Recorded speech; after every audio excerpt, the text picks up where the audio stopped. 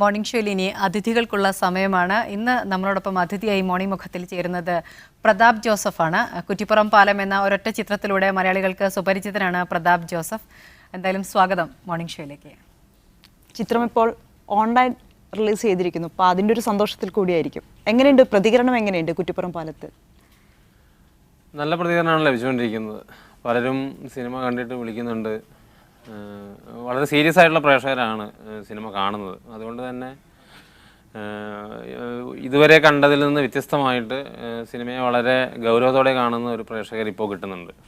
ഒരു വ്യത്യസ്തമായ രീതി ഈ ചിത്രം ജനങ്ങളിലേക്ക് എത്തിക്കുമ്പോൾ പ്രതാപ് ശീലിച്ചിട്ടുണ്ട്. കാരണം ഈ ചിത്രത്തിന് പ്രത്യേകിച്ച് ഒരു തിരക്കഥ അല്ലെങ്കിൽ അതിൻ്റെ ബേസിൽ മാത്രം പോകുന്നൊരു ചിത്രം എന്ന് വേണമെങ്കിൽ പറയാം. സംഗീതമില്ല, അതിനേക്കാൾ ഉപരി അഭിനേതാക്കളുടെ എണ്ണം കുറവാണ്. അതിനെല്ലാം ഉപരി ഇടശ്ശേരിയുടെ കവിത. കുറ്റിപ്പുറം പാലം എന്ന് പറയുമ്പോൾ ആദ്യം തന്നെ നമ്മുടെയൊക്കെ മനസ്സിലേക്ക് എത്തുന്നത് അതാണ്. എത്രത്തോളം ആ കവിത ഇതിന് പ്രചോദനമായിട്ടുണ്ട്? കവിതയാണ് സിനിമയുടെ അടിസ്ഥാനം എന്ന് പറയുന്നത്, കവിതയാണ്. പക്ഷേ കവിത ഉപയോഗിക്കാതെ കവിതയുടെ ഒരു കേന്ദ്ര ആശയത്തെ സ്വീകരിച്ചുകൊണ്ട് ഏതാണ്ട് സിനിമയുടെ ഒരു ലാംഗ്വേജ് എനിക്ക് തോന്നുന്നത് പോയറ്റിക്കാണ്. അതുകൊണ്ട് തന്നെയാണ് ഡയലോഗുകൾ സിനിമയിൽ ഉപയോഗിക്കാതിരുന്നത്. ആ കവിതയുടെ ഒരു മൂഡ് സിനിമയിൽ ക്രിയേറ്റ് ചെയ്യുക എന്നുള്ള ഉദ്ദേശത്തിലാണ്. അത് കുറേ ആളുകൾക്കെങ്കിലും അത് കമ്മ്യൂണിക്കേറ്റ് ചെയ്തിട്ടുണ്ട്. എല്ലാവർക്കും ഇഷ്ടപ്പെടുന്ന രീതിയിലുള്ളൊരു സിനിമയല്ല ഇത്. ഒരു ന്യൂനപക്ഷത്തിന് ആണ് സിനിമ ഇഷ്ടപ്പെടുക. പക്ഷേ ആ ഇഷ്ടപ്പെട്ട ആളുകൾക്ക് അത് ഭയങ്കരമായിട്ട് ഇഷ്ടപ്പെടുന്ന ഒരു അവസ്ഥയുണ്ട്. സാധാരണ ഒരു കവിതയിൽ നിന്നൊരു ചലച്ചിത്രത്തിലേക്ക് വരുമ്പോൾ സ്വാഭാവികമായിട്ടും പ്രേക്ഷകർ ഒന്നിൽ കവിത പ്രതീക്ഷിക്കുന്നുണ്ട്, അല്ലെങ്കിൽ കവിത പോലുള്ള ഒരു സംഗീതം അതിൽ നിന്ന് പ്രതീക്ഷിക്കുന്നുണ്ട്. ഇത് രണ്ടും കുറ്റിപ്പുറം പാലത്തിലില്ല. ഓക്കെ, അത് വിഷ്വൽ ലാംഗ്വേജ് ആണ്. അതിൻ്റെ ഒരു പോയറ്റിക്കായ അവസ്ഥയാണ് ഞാൻ സിനിമയിൽ കൊണ്ടുവരാൻ ശ്രമിച്ചത്. ഈ സംഭാഷണമില്ലാത്തത് കൊണ്ട് തന്നെ ദൃശ്യാവിഷ്കാരത്തിന് കൂടുതൽ പ്രാധാന്യം നൽകുമ്പോൾ അതിൻ്റെതായ ഒരു ബുദ്ധിമുട്ടും ഉണ്ടാകും. സ്വാഭാവികമായും പ്രേക്ഷകരിലേക്ക് കൂടുതൽ ദൃശ്യങ്ങളിലൂടെ മാത്രം അത് സംവദിക്കണം. തീർച്ചയായിട്ടും പലരും പറഞ്ഞു. കാരണം ഈ സിനിമ ഡയലോഗ് ഇല്ല എന്ന് അറിയാതെ സിനിമ കണ്ട ഒരു പ്രേക്ഷകൻ ഒരിക്കലും എന്നോട് പറഞ്ഞത്, കുറേ കണ്ടു കഴിഞ്ഞപ്പോൾ ഇതിൽ ഡയലോഗ് എങ്ങാനും വന്നു പോകുമോ എന്ന് പേടിച്ചു പോയി എന്ന്. കാരണം ആ രീതിയിൽ അത് ചില ആളുകളെങ്കിലും കമ്മ്യൂണിക്കേറ്റ് ചെയ്യുന്നുണ്ട്. കാരണം ഒരു സംഭാഷണം വന്നാൽ അതിൻ്റെ ആ ഒഴുക്ക് തടസ്സപ്പെടുമെന്ന് തിരിച്ചറിയുന്ന ഒരു പ്രേക്ഷകരുണ്ട്. സത്യത്തിൽ ചലച്ചിത്രം എന്ന് പറയുന്ന ഒരു മാധ്യമത്തിന് ഏറ്റവും കൂടുതൽ ആവശ്യക്കാർ അത് കാണാനെത്തുന്ന ആളുകളാണ്. ഇത്തരത്തിലുള്ളൊരു സിനിമ അല്ലെങ്കിൽ ഒരു പരീക്ഷണാർത്ഥത്തിൽ വരുന്ന ചലച്ചിത്രങ്ങൾക്ക് എത്രത്തോളം പ്രേക്ഷക സ്വീകാര്യത ഉണ്ടെന്നാണ് പ്രതാപിന് തോന്നുന്നത്? എനിക്കറിയില്ല, നമ്മുടെ സമൂഹം മാറിക്കൊണ്ടിരിക്കുകയാണ്. ഇപ്പോൾ ഞാൻ സിനിമ ചെയ്യാനൊക്കെ തുടങ്ങിയ കാലത്ത്, അല്ലെങ്കിൽ ക്യാമറ ചെയ്യാനൊക്കെ തുടങ്ങിയ കാലത്തുള്ള പ്രേക്ഷകരിൽ നിന്ന് ഒരുപാട് പ്രേക്ഷകർ ഇപ്പോൾ നല്ല സിനിമയെ സ്നേഹിക്കുന്നുണ്ട്.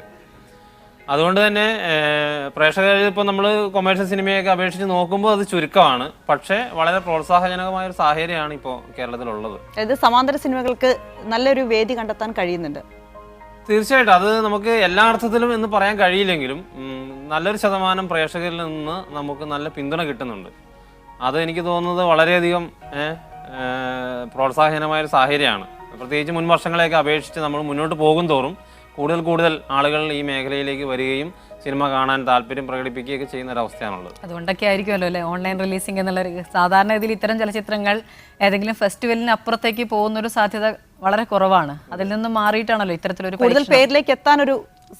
തീർച്ചയായിട്ടും കാരണം ഇത് തിയേറ്റർ റിലീസിന് അത്രയധികം സാധ്യതയുള്ള ഒരു സിനിമയല്ല. പക്ഷെ നമുക്കറിയാം, ഇപ്പോൾ സമീപകാലത്ത് തിയേറ്ററിൽ ഇറങ്ങിയ ഇപ്പോൾ സനലിൻ്റെ ഒഴിവ് ദിവസത്തേക്കളി പോലുള്ള സിനിമയായാലും പിന്നെ ക്രൈം നമ്പർ തൊട്ടുള്ള ഒരുപാട് സിനിമകൾക്ക് തിയേറ്ററിൽ നല്ല രീതിയിലുള്ള പ്രേക്ഷക സ്വീകാര്യത ലഭിച്ചു. അപ്പോൾ എനിക്ക് തോന്നുന്നത് അത് ഭാവിയിൽ കുറേ കൂടി മെച്ചപ്പെട്ട സിനിമകൾക്ക് തിയേറ്ററിൽ നല്ലൊരു സാധ്യതയും, തിയേറ്ററിൽ പോലും നല്ലൊരു സാധ്യത കാണുന്നുണ്ട്. എനിക്ക് തോന്നുന്നു ഓൺലൈനും നല്ലൊരു മാധ്യമമായിട്ട് മാറുന്നുണ്ട്. കാരണം ഒരുപാട് മലയാളികൾ കേരളത്തിന് പുറത്തും വിദേശത്തും ഒക്കെ ജീവിക്കുന്ന ആളുകളുണ്ട്. അവരെ സംബന്ധിച്ച് എനിക്ക് തോന്നുന്നു നല്ല സിനിമ അവർക്ക് പെട്ടെന്ന് എത്തിച്ചേരാനുള്ളൊരു അവസരം കൂടിയാണിത്. ഈ ചിത്രത്തിനേക്കാൾ അപ്പുറത്തേക്ക് വലിയൊരു ക്യാൻവാസ് കൂടി ഉണ്ട് പ്രതാപിന്. അതിനെക്കുറിച്ച് കൂടി നമുക്ക് പറയേണ്ടി വരും. കാരണം സിനിമാറ്റോഗ്രാഫറാണ്, പുതിയ ചിത്രത്തിൻ്റെ പണിപ്പുരയിലാണ്. നമുക്ക് അത്തരം കാര്യങ്ങളിലേക്കും കൂടി ഒന്ന് വരാം. പക്ഷേ എൻ്റെ ജീവിതത്തിലെ ഏറ്റവും സജീവമായ ഒരു സമയമാണിത്. കാരണം ഏതാണ്ട് ഒരു 6ഓളം പ്രൊജക്റ്റുകൾ പുതുതായിട്ടിപ്പോൾ ഷൂട്ടിങ്ങിൻ്റെ പല ഘട്ടങ്ങളിലാണ്. ഷൂട്ടിംഗ് പൂർത്തിയായ സിനിമയുണ്ട്. ഇപ്പോൾ സുദേവൻ്റെ 2ാമത്തെ സിനിമ, സനൽകുമാർ ശശിധരൻ്റെ സെക്സി ദുർഗ എന്ന് പറയുന്ന സിനിമ, മലയാളത്തിലെ ആദ്യത്തെ മാജിക്കൽ റിയലിസ്റ്റിക് സിനിമ എന്നൊക്കെ പറയാവുന്ന കുന്നിറങ്ങി വരുന്ന ജീപ്പ് MK ശ്രീജി സംവിധാനം ചെയ്യുന്ന സിനിമ, പിന്നെ കാഴ്ച തന്നെ സനൽകുമാർ ശശിധരൻ്റെ നേതൃത്വത്തിലുള്ള കാഴ്ച ഫിലിം ഫോറം പ്രൊഡ്യൂസ് ചെയ്യുന്ന മൾട്ടി ലാംഗ്വേജ് സിനിമ ഏലി ലമാസ ഭക്തിനി, പിന്നെ കൈമാറ്റം എന്ന് പറഞ്ഞ കൊമേഴ്ഷ്യൽ പാറ്റേണിലുള്ള സിനിമ. ഇങ്ങനെ ഒരുപാട് പ്രോജക്റ്റുകൾ. പിന്നെ എൻ്റെ തന്നെ ഞാൻ സംവിധാനം ചെയ്യുന്ന 2ാമത്തെ സിനിമയും ഇപ്പോൾ ചിത്രീകരണത്തിൻ്റെ പകുതി വഴിയിലാണ്. അപ്പോൾ വളരെ സജീവമായൊരു സമയമാണിത്. എന്തുകൊണ്ടും പേര് അവൾക്കൊപ്പം എന്നാണ് സിനിമയുടെ പേര്. എന്താ പുതിയ അതിൻ്റെ ഒരു ആശയം എന്താണ്? പുതിയ സിനിമയുടെ ആശയം ഇതൊരു എക്സ്പെരിമെന്റൽ സിനിമ തന്നെയാണ്. ഒരു സ്ത്രീയെ കേന്ദ്രീകരിച്ചിട്ടുള്ള ഒരു സിനിമയാണ്. സ്ത്രീയെ എന്ന് വെച്ചാൽ ഒരു പെൺകുട്ടിയെ കേന്ദ്രീകരിച്ചിട്ടുള്ള, പ്രണയത്തിൽ നിന്ന് വിവാഹത്തിലേക്കും വിവാഹത്തിൽ നിന്ന് ഈ പറഞ്ഞ പോലെ ദാമ്പത്യത്തിൻ്റെ 1-2 ഘട്ടങ്ങളിലേക്കും ഒക്കെ കടന്നു പോകുന്ന ഒരു പെൺകുട്ടിയുടെ ഒരു 4-5 വർഷത്തിനിടയ്ക്കുള്ള ജീവിതത്തിൽ നിന്ന് തിരഞ്ഞെടുത്ത ഒരു 4-5 ചാപ്റ്ററുകളാണ് സിനിമ. ഒരു മിനിമം ഷോട്ടുകൾ, ഒരു 7-8 ഷോട്ടുകൾ പൂർത്തിയാവുന്ന ഒരു സിനിമയായിരിക്കും ഇത്. ഈ പ്രതാപിന്റെ സംവിധാനവും അതുപോലെ തന്നെ ക്യാമറയും എനിക്ക് തോന്നുന്നു എന്തറിയോ, പ്രതാപ് പഠിച്ചത് ജേർണലിസം ഒക്കെയാണ്, അതൊരു വേറൊരു ഫീൽഡാണ്. അതിൽ നിന്നും മാറി ചിത്രം സംവിധാനം ചെയ്യാൻ ഒരുങ്ങുന്നു, സിനിമോട്ടോഗ്രാഫിയിലേക്ക് വരുന്നു. ഇപ്പോൾ അതിൽ തന്നെ വേറെ വ്യത്യസ്തമായിട്ടുള്ള പരീക്ഷണങ്ങൾ കണ്ടെത്താൻ ശ്രമിക്കുന്നു. എന്താണ് ആ ഒരു ഡൈവേർഷൻ്റെ ഒരു വഴി എങ്ങനെയാണ്? എനിക്കറിയില്ല, ഞാനിത് പഠിച്ചിട്ടുള്ള ആളൊന്നുമല്ല. സിനിമയായാലും സിനിമാറ്റോഗ്രഫി ആയാലും കാര്യമായിട്ടൊന്നും പഠിച്ചിട്ടില്ലാത്ത ഒരാളാണ്. കുറേയൊക്കെ നമ്മൾ ഫിലിം ഫെസ്റ്റിവലുകൾ നമ്മൾ കാണുന്ന സിനിമകളൊക്കെയാണ് സ്വാധീനിച്ചിട്ടുള്ളത്. നമ്മളങ്ങനെ ചെയ്യുന്നു, കുറേ ആളുകളെങ്കിലും അതിനെ അപ്രീഷിയേറ്റ് ചെയ്യുന്നു. ആ ഒരു ആത്മവിശ്വാസത്തിൽ നമ്മൾ മുന്നോട്ട് പോവാണ്. അത് എനിക്കറിയില്ല അതിൻ്റെ പിന്നിൽ എന്താണെന്ന് അറിയില്ല. അല്ല, ഇത്തരം പരീക്ഷണാടിസ്ഥാനത്തിലുള്ള സിനിമകളോട് മാത്രമാണോ കമ്പം? ഈ വാണിജ്യ സിനിമകളോടൊന്നും താല്പര്യമില്ലേ? അല്ലെങ്കിൽ അത്തരത്തിലൊരു വാണിജ്യ സിനിമകളോട് കമ്പമില്ലെന്ന് ചോദിച്ചാൽ ഞാൻ ചെയ്യാൻ ശ്രമിക്കുന്നത് എനിക്കിഷ്ടപ്പെടുന്ന രീതിയിലുള്ള സിനിമകളാണ്. ഞാൻ ക്യാമറ ചെയ്യുന്ന സിനിമകളായാലും സ്വയം ചെയ്യാൻ ആഗ്രഹിക്കുന്ന സിനിമകളായാലും എനിക്കിഷ്ടപ്പെടുന്ന രീതിയിലുള്ള സിനിമകളാണ് ഞാൻ ചെയ്യാൻ ആഗ്രഹിക്കുന്നത്. ആദ്യമായിട്ട് എൻ്റെ ഉള്ളിലെ പ്രേക്ഷകനെ തൃപ്തിപ്പെടുത്തുക എന്നുള്ളതാണ്. അത് അയാളെ തൃപ്തിപ്പെടുത്താതെ മറ്റുള്ളവരെ തൃപ്തിപ്പെടുത്തുന്നതിന് ഒരർത്ഥവും ഉണ്ടെന്ന് എനിക്ക് തോന്നുന്നില്ല. അപ്പോൾ അതിനുള്ളൊരു ശ്രമമാണ് ഞാൻ ചെയ്തുകൊണ്ടിരിക്കുന്നത്. അപ്പോൾ എനിക്ക് പൊതുവേ ഈ പറഞ്ഞ പോലെ എനിക്കിഷ്ടപ്പെടുന്ന പാറ്റേണിലുള്ള സിനിമകളാണ് ഞാൻ സ്വീകരിക്കുന്നതും ഞാൻ ചെയ്യാൻ ആഗ്രഹിക്കുന്നതും. അതിൽ വാണിജ്യമെന്നോ കലയെന്നോ അവാർഡെന്നോ അങ്ങനെയുള്ള വ്യത്യാസങ്ങളൊന്നുമില്ല. ഇപ്പോൾ ഒരുപാട് ആളുകളുടെ കൂടെ ഇപ്പോൾ സുദേവനോടൊപ്പം ആയാലും സനൽകുമാർ ശശിധരനോടൊപ്പം ആയാലും ശ്രീജിത്തിനോടൊപ്പം അങ്ങനെ ഒരുപാട് ആളുകളുടെ കൂടെ ഇപ്പോൾ ജോലി ചെയ്യുന്നുണ്ട്. പ്രതാപിൻ്റെതായ കുറേ ആശയങ്ങളുണ്ട്, കുറേ തീരുമാനങ്ങളുണ്ട്. അത് അത്തരത്തിലുള്ള അവർക്കും ഇതുപോലെ തന്നെ വ്യത്യസ്തമായ ചിന്തകളും ആശയങ്ങളും ഉണ്ടാവും. കാരണം എല്ലാവരും വ്യത്യസ്തമായ ഒരു പാതയിലൂടെ സഞ്ചരിക്കുന്നത്. നമ്മൾ പൊതുവേ കാണുന്ന ഒരു ചലച്ചിത്ര സംസ്കാരത്തിൽ ജീവിക്കുന്നവരല്ല ഇവരാരും.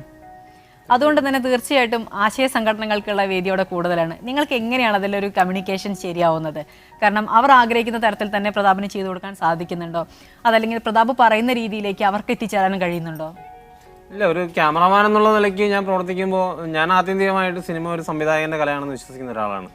കാരണം ഏത് കലാസൃഷ്ടിക്കായാലും ഒരൊറ്റ ഓതരേ ഉള്ളൂ. സിനിമ ഒരു കൂട്ടായ്മയുടെ കലയാണ്. പക്ഷേ ഈ കൂട്ടായ്മ എന്ന് പറയുന്നത് ഡയറക്ടർക്ക് വേണ്ടിയിട്ടുള്ളൊരു കൂട്ടായ്മയാണ്.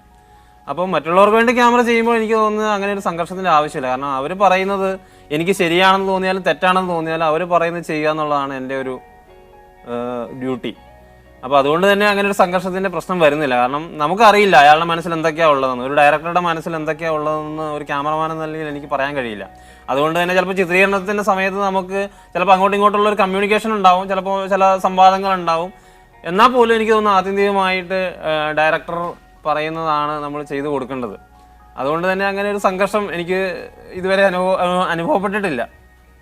ഈ പ്രതാപ് കൂടുതൽ സംതൃപ്തനാകുന്നത് സിനിമ സംവിധാനം ചെയ്യുമ്പോഴാണോ അല്ലെങ്കിൽ ക്യാമറ ചെയ്യുമ്പോഴാണോ കൂടുതൽ ആസ്വദിക്കപ്പെടുന്നത്? സംവിധാനം ചെയ്യുമ്പോൾ തന്നെയാണ് നമ്മൾ. കാരണം അത് നമ്മുടെ മാത്രമായ ഒരു കലാസൃഷ്ടിയാണ്. നമ്മുടെ മാത്രം എന്ന് വെച്ചാൽ ഒരു ടീമിനെ നമുക്ക് വേണ്ടിയിട്ട് ചെയ്യുന്നൊരു പ്രവൃത്തിയാണ്. അതുകൊണ്ട് തന്നെ ക്യാമറ ചെയ്യുമ്പോൾ കിട്ടുന്നതിനേക്കാൾ സംതൃപ്തി തീർച്ചയായിട്ടും സംവിധാനം ചെയ്യുമ്പോൾ തന്നെയാണ്. പക്ഷേ നമുക്ക് എപ്പോഴും സംവിധായകനായിരിക്കാനുള്ള ഒരു സാധ്യത ഇല്ലാത്തതുകൊണ്ട് മാത്രം തീർച്ചയായിട്ടും. പിന്നെ നമുക്ക് സനലിൻ്റെ സുദേവൻ്റെ ഒക്കെ കൂടെ വർക്ക് ചെയ്യുന്നത് വളരെ സന്തോഷമുള്ള കാര്യമാണ്. കാരണം ക്രിയേറ്റിവിറ്റിയിൽ നമ്മളെക്കാളൊക്കെ ഒരു പടി മുന്നിൽ നിൽക്കുന്ന ആളുകളുടെ കൂടെ നമ്മൾ വർക്ക് ചെയ്യുമ്പോൾ നമുക്ക് തീർച്ചയായിട്ടും ക്രിയേറ്റീവായ ഒരു ആനന്ദം നമുക്ക് ലഭിക്കുന്നുണ്ട്. ഒരു സിനിമയിലേക്ക് വരുമ്പോൾ അതിൽ ഏറ്റവും പ്രധാനപ്പെട്ട ഒരു കാര്യം കഥ അല്ലെങ്കിൽ തിരക്കഥ എന്നുള്ളൊരു രീതിയാണ്, അല്ലെങ്കിൽ അങ്ങനെ ഒരു പാറ്റേൺ ആണ് നമ്മൾ കണ്ടത്. ഒരു ചലച്ചിത്രത്തിന് വേണ്ട 3 കാര്യങ്ങളാണ്. സ്ക്രിപ്റ്റ് തന്നെയാണ് എന്നാണ് നമ്മൾ കേൾക്കുന്നത് പ്രധാനമായിട്ടും. അത്തരത്തിലൊരു ആശയത്തിലേക്ക് വരുമ്പോൾ എനിക്ക് തോന്നുന്നു പ്രതാപിൻ്റെ ചിത്രങ്ങൾ, പ്രതാപ് മനസ്സിലൊരു സങ്കല്പം വെച്ച് അതിനെ വിഷ്വലൈസ് ചെയ്യുന്ന ഒരാളായിട്ടാണ് എനിക്ക് തോന്നിയത്. എത്രത്തോളം വാസ്തവമുണ്ട് അതിൽ?